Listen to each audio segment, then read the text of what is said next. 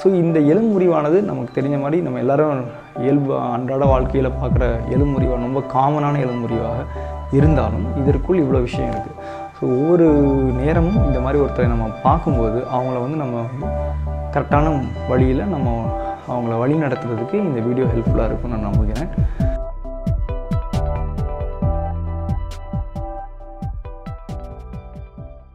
Hello viewers, இனி நம்ம பார்க்க போகிறது மணிக்கட்டில் ஏற்படக்கூடிய எலும்பு முறிவு. இந்த மணிக்கட்டு எலும்பு முறிவு இங்கிலீஷில் வந்து டிஸ்டல் ரேடியஸ் ஃப்ராக்சர் சொல்லக்கூடிய இந்த ரிஸ்ட் ஃப்ராக்சர். எமர்ஜென்சி பிரிவிற்கு வரக்கூடிய எலும்பு முறிவுகளில் 6இல் 1 எலும்பு முறிவு இந்த எலும்பு முறிவாக காணப்படுகிறது. அவ்வளவு காமனான எலும்பு முறிவு இந்த மணிக்கட்டு டிஸ்டல் ரேடியஸ் எனக்கூடிய ஃப்ராக்சர். இந்த மணிக்கட்டு ரொம்ப குழப்ப தேவையில்லை, அதாவது வாட்ச் கட்ட இடம், அதாவது மணிக்கட்டுன்னு சொல்கிறோம். அந்த பகுதியில் ஏற்படக்கூடிய இந்த எலும்பு முறிவானது காமனாக வந்து பெண்களுக்கு ஏற்படுகிறது. அடுத்து 2வது காரணம் பார்த்திங்கன்னா வயதானவர்கள், அவர்களுக்கு வந்து ஏஜ் ஆகிறதுனால ஏற்படக்கூடிய எலும்பு தாது குறைபாடு, அதாவது போன் மினரல் டென்சிட்டின்னு சொல்லக்கூடிய அந்த தாது குறைபாடு, இதனால் வரக்கூடிய ஒரு பிரச்சனை. அதை என்ன சொல்கிறாங்க, எலும்புரை நோய், அதாவது ஆஸ்டியோபோரோசிஸ், இல்லை என்றால் எலும்பு திண்மக் குறைவு, அதாவது ஆஸ்டியோபீனியா. இந்த மாதிரி பிரச்சனைகள், அதாவது எலும்பின் அடர்த்தி குறைந்து எளிதாகவே இந்த எலும்பு முறிந்து விடுகிறது. ஸோ இந்த ப்ராப்ளம் இருக்கக்கூடிய பெண்கள் மெயினாக ஏஜ் ஆகும்போது ஏற்படுகிறது. அடுத்ததாக சீக்கிரமாக மாதவிடாய் ஏற்படக்கூடிய பெண்கள், ஏர்லி மெனோபாஸ், அவர்களுக்கு மெயினாக இந்த எலும்பு திண்மக் குறைவு ஏற்படுகிறது. இதனால் அவங்க ஃப்ராக்சர் ரொம்ப காமனாக இருக்குது.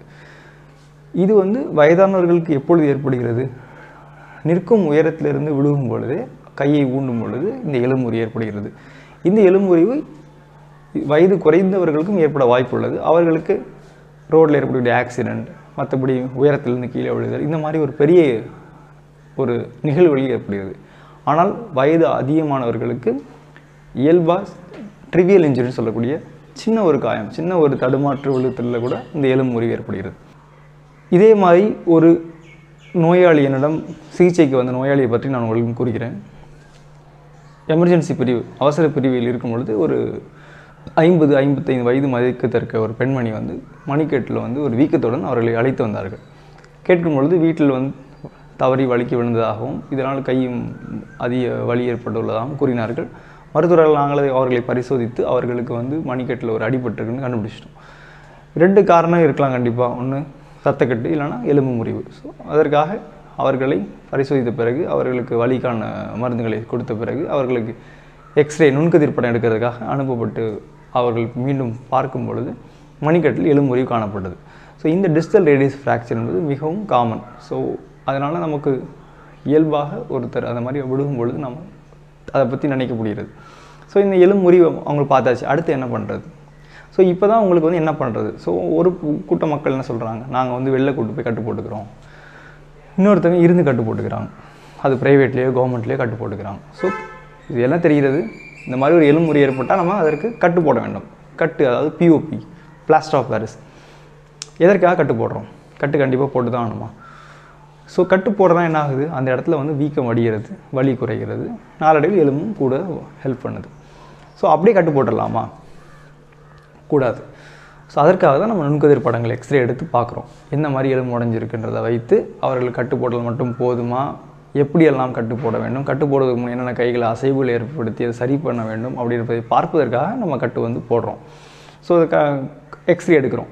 இந்த எக்ஸ்ரே எடுத்து அதை பார்த்த பிறகு அதற்கான எலும்புகள் எங்கு நகர்ந்திருக்கிறது என்பதை, எவ்வளவு சிறிதாக குறுகலாக அவைகள் மாறி உள்ளது, அதன் சாய்வுகள் எப்படி மாறி இருக்கிறது, அதாவது இன்க்ளினேஷன், டில்ட் என்பது சொல்வது மாறி இருக்கிறது, அவர்களின் நீளம் லென்த் எப்படி குறைந்து உள்ளது, இதெல்லாம் நம்ம வந்து அதை செக் பண்ணி அதற்கேற்றால் அதை இழுத்து சரியாகி மாவு கட்டு போட வேண்டிய ஒரு சூழ்நிலையில் அந்த கட்டானது அது முழு பயனை தருகிறது.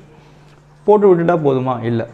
சில நேரங்கள் கட்டு போட்ட பிறகு வீக்கம் வத்தினவுடன் அந்த கட்டை நம்ம வந்து அடுத்த கட்டுக்கு மாற்றுறோம். அப்போ தேவைப்பட்டால் அடுத்த ஒரு நுண்கதிர் எடுத்து பார்க்குறோம். ஸோ கட்டு வந்து அந்த எலும்பு முறிவை நார்மலான பொசிஷனில் மெயின்டைன் பண்ணியிருக்க நம்ம செக் பண்ணுறோம். ஸோ இது ஒரு ப்ராசஸ். ஸோ இந்த மாவு கட்டு முக்கால்வாசி நேரங்களில் நம்ம 6 வாரம் வரை வைக்க வேண்டியது உள்ளது. அதற்கு பிறகு அந்த கட்டை ரிமூவ் பண்ண முடிகிறது. இது ஒரு டைப் ஆஃப் ட்ரீட்மெண்ட். ஸோ இந்த ட்ரீட்மெண்ட் வந்து ஒரு சின்ன ட்ரீட்மெண்ட் மாதிரி தெரிஞ்சாலும் இதில் இவ்வளோ ஒரு விஷயங்கள், சயின்டிஃபிக் ஆஸ்பெக்ட் இருக்குது. அதெல்லாம் சரி பண்ணி பண்ணால் தான் பிறகு அவர்களுக்கு மணிக்கட்டின் செயல்பாடு என்பது முழு திறன் பெறுகிறது. ஸோ இது எதெல்லாம் பார்க்குறோம், ட்ரீட்மெண்ட்டுக்கு நம்ம என்னெல்லாம் பார்க்குறோன்னு பார்த்தோம்னா, முதல்ல சொன்ன மாதிரி அவங்க என்ன தொழில் பண்ணுறாங்க, அவங்க பெண்களா ஆண்களா, என்ன மாதிரி வேலைகள் செய்கிறாங்க, அதிகமான மேனுவல் லேபர், அதிக வேலை செய்ய வேண்டியவர்களா, எழுத்து வேலை செய்கிறவர்களா அப்படின்றதை பார்க்க வேண்டியுள்ளது. அடுத்து எந்த கை டாமினன்ஸ், வலது கை இடது கை, எந்த கையில் அடிபட்டிருக்கின்றது வைத்தியங்கள் மாறுபடுகிறது. வலது கையாக இருந்து வலது கை யூஸ் பண்ணுறவங்களா இருந்தாங்கன்னா அவங்களுக்கு முழு ஃபங்க்ஷன் நம்ம கொடுக்க வேண்டியது இருக்குது. அப்போ தான் அவங்களால பழைய வேலைக்கு இயல்பாக செல்ல முடிகிறது. ஸோ வலதுக்கு இடதுக்கு என்பது ஒரு மாற்றத்தை ஏற்படுது. அடுத்து நான் முன்னாடி சொன்ன எலும்பு புரை நோய், அது மாதிரி ஏதாவது ஆஸ்டியோபோரோசிஸ் இருக்கிறதான்னு போய் செக் பண்ண வேண்டி, அது இருந்துச்சுன்னா அதுக்கு எக்ஸ்ட்ரா மருந்துகள், மாத்திரை மருந்துகள் தர வேண்டி உள்ளது. ஸோ ஒரு விதமான வைத்தியம் இந்த மாதிரி கட்டுப்போட்டு செய்கிற வைத்தியம், மாவு கட்டு வைத்தியம். இதை நம்ம இங்கிலீஷ் வைத்தியமாக பண்ணலாம், இல்லை பரம்பரை வைத்தியம் செய்கிறவரையும் சேர்ந்து வைத்தியம் செய்யலாம். பட் இதை பற்றி ஒரு ஐடியா இருக்கணும் கண்டிப்பாக. ஸோ அப்படியே கட்டு போகிறதுனால என்னென்ன பின்விளைவுகள் ஏற்படுதுன்னு பார்த்தோம்னா, இந்த எலும்பு என்ன டைப் ஆஃப் போன் நம்ம இதில் முதல்ல நோக்கணும்னா, இது ஒரு கேன்சலஸ் போன்னு சொல்கிறோம். அதாவது தமிழில் நொய் எலும்பு என்று சொல்கிறார்கள். அந்த மாதிரி ஒரு போரஸான ஒரு கூடு மாதிரி எலும்பு. அதனால தான் இது ஈஸியாக உடஞ்சிருது. அடுத்து ரெண்டாவது அட்வான்டேஜ் பார்த்தோம்னா, இதில் ரெண்டாவதாக அட்வான்டேஜ்னு பார்த்தோம் என்றால், இந்த எலும்பு ஈஸியாக சேர்ந்து விடுகிறது. ஸோ என்ன கட்டு போட்டாலும் எலும்பு சேர்ந்து விடுகிறது. ஸோ சேர வைக்கிறதுக்கு நம்ம பெரிய கஷ்டப்பட வேண்டிய அவசியம் இல்லை. நிறைய இடங்களில் உள்ள மாதிரி நம்ம சேர்றதுக்கு இந்த மருந்து கொடுக்குறோம், அந்த மருந்து தரோம், இதை பண்ணுறோம் அப்படிலாம் தேவையில்லை. எப்படினாலும் இந்த எலும்பு சேர்ந்துடும். பட் நம்ம பண்ணுற விஷயம் என்னது, கரெக்டாக சேர்றதுக்கு, நேர்த்தியாக சேருவதற்கு தான் நம்ம வைத்தியம் பண்ணுறோம். அப்படி இல்லாத பட்சத்தில் அது மால் யூனின்னு சொல்லக்கூடிய கோணலாக சேர்ந்து விடுகிறது. இப்படி சேரும் பொழுது அந்த மணிக்கட்டின் செயல்பாடு 100 இருக்க வேண்டிய செயல்பாடு அது 10-20% குறைந்து விடுகிறது. அப்படின்போது நமக்கு எல்லா ஆக்ஷனும், மணிக்கட்டு எவ்வளோ முக்கியமான பகுதி என்பதை நம்ம அப்படி தான் தெரியும். நமக்கு எந்த ஒரு பொருளை எடுக்கும்போது, எந்த ஒரு செயல் செய்யும்பொழுது அந்த மணிக்கட்டானது மேலும் கீழும் அசைந்து பல மூமெண்ட்டை தருது. ஸோ இந்த மூமெண்ட்டில் குறைபாடு ஏற்படும் பொழுது ஒவ்வொரு செயலும் வலி உள்ளதாக இருக்கிறது. ஸோ அதனால் நேர்த்தியாக சேர வேண்டும் என்பது ஒரு கட்டாயமாக காணப்படுகிறது. ஸோ அதனால் நம்ம எங்கே வைத்தியம் எடுத்தாலும் இந்த ஒரு விஷயத்தை நம்ம மனதில் கொள்ள வேண்டும். அடுத்ததாக பார்த்தோம் என்றால், ஒரு கூட்டத்தாருக்கு நம்ம இந்த மாதிரி கட்டுப்போட்டு வைத்தியம் செய்ய முடிகிறது.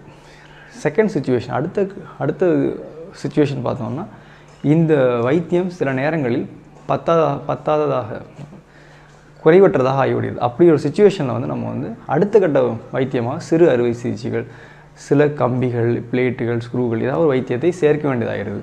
இது நம்ம மெயினாக சிறு வயது உள்ளவர்களுக்கு இந்த மாதிரி வைத்தியத்தை நம்ம செய்ய வேண்டியது. சிறு வயது உள்ளவர்கள், யங் ஏஜில் உள்ளவங்களுக்கு அதிகமான ஒரு ட்ராமா, வயலன்ஸ், அதிக ஒரு ஃபோர்ஸில் எலும்புரிவு ஏற்படுகிறதுனால நார்மலாக உடையாமல் பல பீஸ்களாக சுக்குநூறாக உடைந்து விடுகிறது.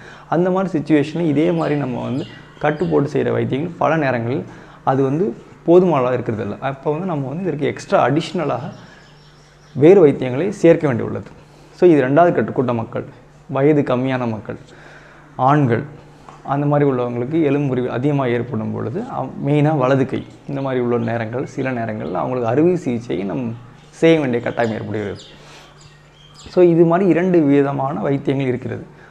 அடுத்ததாக வைத்தியங்கள் செய்யும் பொழுதே நம்ம முன்னாடி சொன்ன மாதிரி எக்ஸ்ரே அடுத்தடுத்து எடுத்து அது மெயின்டைன் ஆகுதான்னு நம்ம செக் பண்ணிக்கணும். இது ஒரு கூட்டத்தார வைத்தியங்கள். அடுத்தது வைத்தியம் செய்யும் பொழுது வேறு என்னெல்லாம் பார்க்கணும். வைத்தியம் செய்யும் பொழுது மெயினாக கட்டு போட்டு வைத்தியம் செய்யும் பொழுது அந்த விரல் அசைவுகள், அதாவது விரல் ஜாயிண்ட்டில் உள்ள அசைவுகள் எல்லாம் கான்ஸ்டண்ட்டாக நம்ம கொடுத்துட்டே இருக்கணும். அப்படி கொடுத்துட்டே இருக்கும் பொழுது தான் அந்த இயல்பான அந்த மூமெண்ட் மெயின்டைன் ஆகுது. ஸோ இது ஒரு முக்கியமான ஒரு விஷயம். அதே மாதிரி கட்டு வைத்தியங்களையோ அறுவை வைத்தியங்களையும் முடித்த பிறகு அகைன் ஃபிசியோதெரப்பின்னு சொல்லக்கூடிய சிகிச்சையை அது கூட சேர்த்து மூமெண்ட்டுகளை கொடுத்தா தான் முழு செயல்பாடு கிடைக்கிறது. அதிக இறுக்கமான கட்டுகள் இரத்த ஓட்டத்துக்கு பாதிப்பு ஏற்படுகிறது. கையில் ஒரு ஸ்டிஃப்னஸ் சொல்லக்கூடிய இறுக்கத்தை உருவாக்குகிறது. கையில் மதமதப்பு, அந்த மாதிரி சிக்கல்கள் சில நேரங்கள் நரம்பு அழுத்தத்தினால், மீடியம் தான் சொல்லக்கூடிய நரம்புகளை சில நேரம் அழுத்தி நரம்புகள் செயல்பாட்டை குறைத்து மதமதப்பு ஏற்படுத்துகிறது. ஸோ இந்த மாதிரி சிம்டம், இறுக்கம், மதமதப்பு, வீக்கம், அதிக வலி, இந்த மாதிரி கட்டுப்போட்டு இருக்கும் பொழுது ஏற்படும் பொழுது நம்ம உடனே மருத்துவரை அணுகி அதை பற்றி அவங்கள்ட்ட டிஸ்கஸ் பண்ணி ஃபர்தராக என்ன பண்ணணுன்றதை நம்ம முடிவு பண்ணணும். ஸோ இந்த எலும்புரிவானது நமக்கு தெரிஞ்ச மாதிரி நம்ம எல்லோரும் இயல்பு அன்றாட வாழ்க்கையில் பார்க்குற எலும்புரிவாக ரொம்ப காமனான எலும்புரிவாக இருந்தாலும் இதற்குள் இவ்வளோ விஷயம் இருக்குது. ஸோ ஒவ்வொரு நேரமும் இந்த மாதிரி ஒருத்தரை நம்ம பார்க்கும்போது அவங்கள நம்ம கரெக்டான வழியில் அவங்கள வழி நடத்துறதுக்கு இந்த வீடியோ ஹெல்ப்ஃபுல்லாக இருக்கும்னு நான் நம்புகிறேன். மேலும் இந்த எலும்பு முறிவுகள் இதே போல் பல எலும்பு முறிவுகள் மணிக்கட்டில் ஏற்படும். நாம் வந்து காமனான இந்த கோலிஸ் ஃப்ராக்சர்னு சொல்லக்கூடிய டிஸ்டல் ரேடியஸ் ஃப்ராக்சரை பற்றி நான் பேசிகிட்டு இருக்கேன். இந்த ஃப்ராக்சர் தான் இந்த மணிக்கட்டில் ஏற்படக்கூடிய எலும்பு முறிவுகள் 80%, 80% வந்து இந்த எலும்பு முறிவு. இதை தான் நான் பேசிகிட்டு இருக்கேன். காமன் எலும்பு முறிவு. இது இல்லாமல் நிறைய விதமான எலும்பு முறிவுகளும் ஏற்பட வாய்ப்புள்ளது. இது ஒரு நல்ல எக்ஸ்ரேயோ சிடி ஸ்கேனோ எடுக்கும் பொழுது அதை கண்டுபிடித்து அதற்கேற்ற வைத்தியத்தை கொடுக்க நமக்கு ஹெல்ப் பண்ணுது. ஸோ நெக்ஸ்ட் டைம் அடுத்த முறை நாம் ஒருத்தரை இப்படி சந்திக்கும் பொழுது கரெக்டான வைத்தியத்தை கொடுப்போம். இன்னொரு எக்ஸாம்பிள் நான் கொடுக்குறேன். எனக்கு தெரிந்த ஒரு நபர், அவர்கள் இதே மாதிரி எலும்பு முறிவு ஏற்படுகிறது. எலும்பு முறிவு ஏற்பட்டு அவர்கள் மெயினாக இந்த காலங்கள் கொரோனா காலத்தில் மருத்துவரை அணுக முடியவில்லை. அதனால் அவர்களே ஒரு கட்டை போட்டு மெயின்டைன் பண்ணுறாங்க. என்னிடம் அவர்கள் காமிக்கும் பொழுது 6 வாரம் ஆகிவிடுகிறது. ஸோ அந்த நோயாளியின் கையானது அப்படி திரும்பிய நிலையில் கோணிய நிலையில் சேர்ந்ததாகிவிட்டது. அவர்களுக்கு வயதும் அதிகமாக ஏற்பட்ட காரணத்தினால் ஃபர்தராக அவர்கள் எதுவும் பண்ண முடியலை. ஸோ இதனால் அவர்கள் அந்த கை செயல்பாடு முழுமையாக குறைந்து தானாக செயல்பட்டு கொண்டிருந்தவர்கள் இப்படி இன்னொருத்தரின் நாடி செயல்படும் நிலைமைக்கு அவர்கள் மாறிவிட்டார்கள். ஜஸ்ட் ஒரு கட்டு மாற்றி போட்டது, கரெக்டான ட்ரீட்மெண்ட் எடுக்காதனால செயல்பாடுகள் முழுமையாக மாறிவிட்டது. அடுத்தது அவர்களுக்கு வயதினால் அடுத்ததாக ஒரு ஆப்ரேஷனை செஞ்சோ சரி பண்ண முடியவில்லை. ஸோ இந்த மாதிரி ஒரு நோயாளிகள் நம்ம பார்க்க நேரிடும். இவங்களுக்கு என்ன பண்ணுறது, ஒன்றுமே பண்ண முடியாதா, வாய்ப்பு இருக்கிறது. இவர்களுக்கு நம்ம ஃபிசியோதெரபிஸ்ட் சிகிச்சை செய்பவர்களை அணுகி பயிற்சிகள் மூலம் ஒரு எக்ஸ்ட்ரா ஒரு 50% அந்த கை செயல்பாடை கொண்டு வர வாய்ப்பு உள்ளது. ஸோ இந்த எக்ஸசைசஸ் பயிற்சிகள் என்பது ஆரம்ப காலங்களிலும் விடுபட்ட காலங்களிலும் மிகவும் பயனுள்ளதாக இருக்கிறது. ஸோ இந்த மணிக்கட்டு என்பது ஒரு முக்கியமான ஒரு ஜாயிண்ட் நம்ம உடம்புல. ஸோ இதற்கு நம்ம கரெக்டான சிகிச்சை கொடுக்கும் பொழுது அதற்கு முழு ஃபங்க்ஷன் ஏற்படுகிறது. நமது வாழ்க்கையில் செய்யக்கூடிய ஒரு சின்ன சின்ன வேலைகள், தண்ணீர் அருந்துவது, தலை சீவுவது, என்னுடைய ஒவ்வொரு சின்ன சின்ன வேலைகளுக்கும் அது நமக்கு வலி இல்லாததாக ஒரு திருப்திகரமாக இருக்க வழி செய்கிறது. அதனால் கண்டிப்பாக நாம் இந்த ஒரு எலும்பு முறிவை டிஸ்டல் ரேடியஸ் சொல்லக்கூடிய கோலிஸ் ஃப்ராக்சர் சொல்லக்கூடிய இந்த மணிக்கட்டு எலும்பு முறிவு கரெக்டாக நம்ம ட்ரீட் பண்ணி நமது வயதானவர்கள், பெரியவர்கள், அயலகத்தார், நண்பர்கள் இவர்கள் முழு ஃபங்க்ஷன் அடைகிறதுக்கு நம்ம இந்த வீடியோவை யூஸ் பண்ணிப்போம். நன்றி.